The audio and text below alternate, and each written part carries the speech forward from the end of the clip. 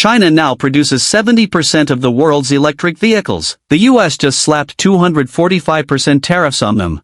Europe tried 20% tariffs, and Chinese brands doubled their market share anyway. While the West builds walls, Chinese EVs are getting cheaper, flooding global markets, and completely dominating the battery supply chain. This is the story of the biggest trade war in automotive history, and why the countries fighting China are actually losing. In 2020, EVs were just 6% of China's car market. By late 2025, they hit a staggering 50%. That's a total market revolution in just 5 years. But here's what's terrifying for Western automakers: China isn't just selling at home. In 2025, China exported a record 8.32 million vehicles, solidifying its spot as the world's largest car exporter. And they don't just build the cars, they own the blood that runs through them. China controls 80% of rare earth processing and 70% of lithium refining. But the real secret sauce is LFP's lithium iron phosphate. While the West focused on expensive nickel batteries, China perfected LFP. These batteries are 30% cheaper, and China now controls nearly 90% of the global LFP supply chain. When you try to cut China out,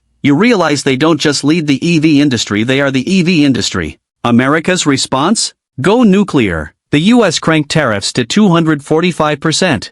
After duties, a $10,000 Chinese EV costs an American consumer over $34,000. They even targeted the materials, 93.5% tariffs on graphite and 25% on batteries. The result? Total gridlock. The $7,500 EV tax credit was effectively gutted by foreign entity of concern rules because almost every affordable battery has Chinese DNA. By January 2026, the average U.S. car price hit $48,000. While the U.S. government wanted to protect Detroit, they accidentally priced out the American middle class. EV sales growth has stalled, and the U.S. is now missing its climate goals by a mile. Europe tried to be smarter with calculated tariffs, roughly 20%. But 1 year later, Chinese EV prices in Europe actually fell. How? 2 reasons. The tariffs only targeted full EVs. Chinese brands responded by pivoting to plug-in hybrids. Exports of Chinese hybrids to the EU surged by 892% in just 2 months. The absorption strategy: Chinese manufacturers are so vertically integrated they simply ate the 20% cost and still undercut European brands. By January 2026, Europe waved the white flag. They scrapped the rigid tariff approach and moved to price floors, minimum price agreements.